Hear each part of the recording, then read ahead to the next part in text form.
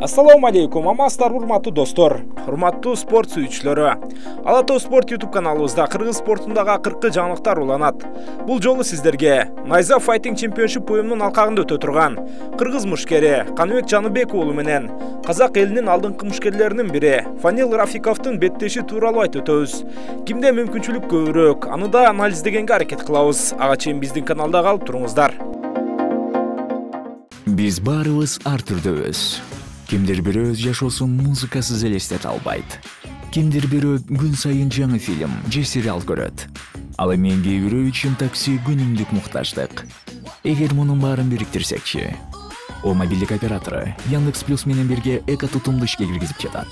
Яндекс Музыка, фильмдер жана сериалдар такси сапарларында арзандатуулар. 90 күн толугу менен акысыз.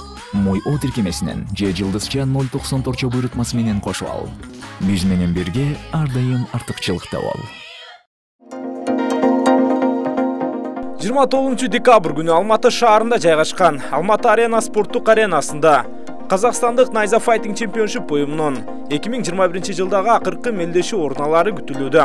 Анда бир топ кыргыз мушкерлери өз өнөрлөрүн көрсөтөт. Анын биринде жеңил салмакта белгилүү мушкерлерибиздин бири Каныбек Жаныбек уулу өзүнүн кезектеги беттешин өткөрөт. Кыргыз мушкерине каршы Казакстандын алдыңкы мушкерлеринин бири Фанил Рафиков эрүүл өткөрөт. Чынында эки мушкердин беттеши алдыда күтүлүп жаткан турнирде көпчүлүктүн кызыгуусун арттырып турган маалы. Келиңиздер, анда алгач мушкерлер тууралуу маалымат берели. Алгач Фанил Рафиковдон баштай турган болсок, ал учурда 28 жашта мурунку Чеченстандык Ахмат Чемпионшип уюмунун алдыңкы мушкерлеринин бири болгон. Жалпысынан ММА'да 24 беттеш өткөрүп, анда 19 жолу жеңишке жетсе, калган беттештеринде утулган. Бүткүл дүйнөлүк Ахмат чемпионатында 9 беттеш өткөрүп, баарында жеңишке жеткен. Бирок андан кийин ACA уюмунда 3 беттешке чыгып, баарында жеңилип, ал жактан кетүүгө туура келген. Чеченстандык уюмдардан кийин Казакстанда Найза уюмунда 3 беттеш өткөрүүгө жетишип, анда 2 рет жеңишке жетсе, бир жолу жеңилди. Акыркы беттешинде мекендеши Элдар Кудайбергенов менен чемпиондук куруу үчүн октагонго чыгып, бирок ага жеңишти тарттырып койду. Негизинен бутка турууда мыкты иштейт, бирок кез келсе күрөшүн дагы өтө пайдалуу колдоно алат. Бир сөз менен айтканда универсалдуу мушкер.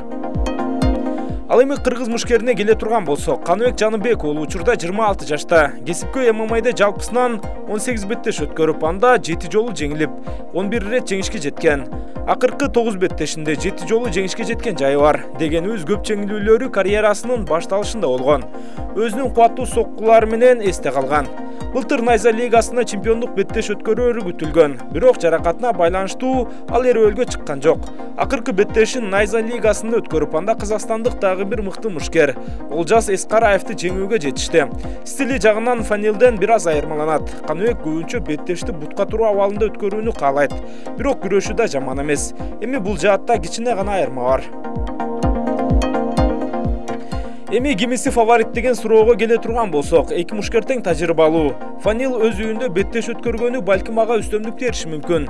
Бирок Каныбек Казакстанда көптөгөн жеңиштерге жеткенин билебиз. Демек ал жаатта коркунуч жок. 50%-га 50% десек да болот. Ким физикалык жана функционалдык жактан мыкты даярдыкта барса, ошондо жеңишке жетүү мүмкүнчүлүгү чоң.